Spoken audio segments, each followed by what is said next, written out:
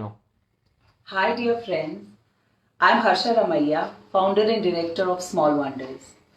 I really am very fond of reading books, and many a times when I read books, I share whatever I have read. But while I was reading this book, which is from my recent library, 101 All-Time Stories with Life-Changing Philosophies by DEEP Trivedi. This storybook has 101 all-time favorite stories.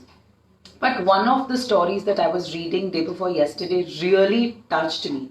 And I felt I should read it out to all of you because this story is one of its kind, and in each and every line of this story is a message that we all go through as parents, as moms. We all deal with these kind of situations, and knowingly, unknowingly, we really react this way. I just want to read it out as it is written because it's beautifully expressed.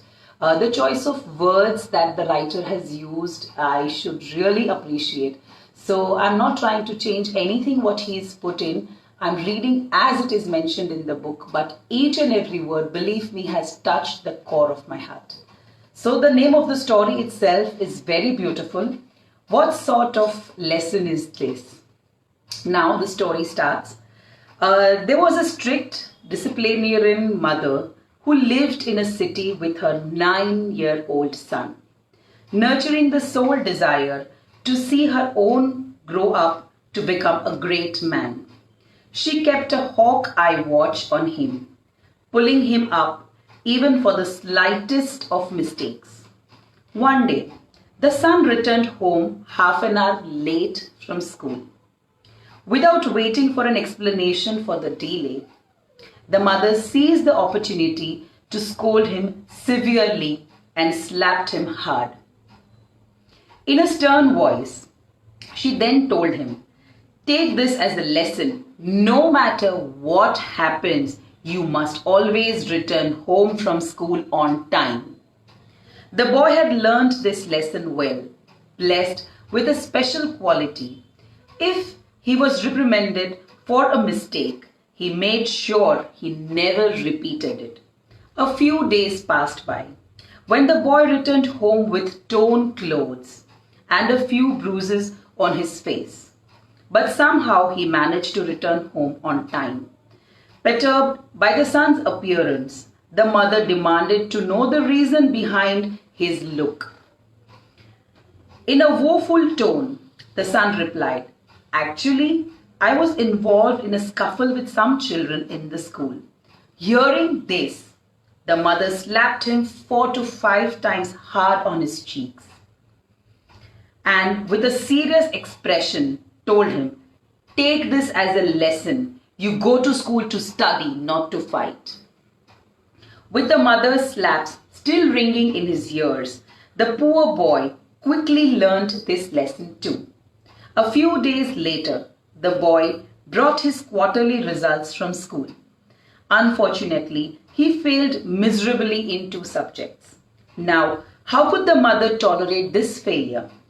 As soon as she saw her son's mark sheet, she immediately slapped the boy and punished him. If you fall behind in your class, how will you ever win the race in life?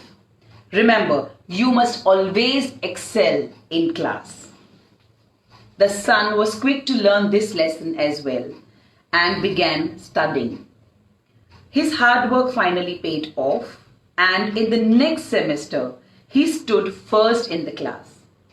Brimming with happiness, he rushed home to show his report card to his mother. But do you know what his mother did? Without even glancing once at the report card, she spanked him. Shocked and shaken to the core, the son began to sob. Sputtering between sobs, he asked his mother, "Have you gone insane? I have stood first in my class. I deserve and reward, and yet you have slapped me. Why?" Replying with a melodramatic flourish, she said, "My darling, learn this lesson well. There is no justice in this world." The moral of the story, which is very interesting. Incredible, isn't it? This is the treatment that most of our children have to endure. Very correct, very correct. Every single day, our children are really treated this way, knowingly or unknowingly. They are not being taught the right things even by those who love them.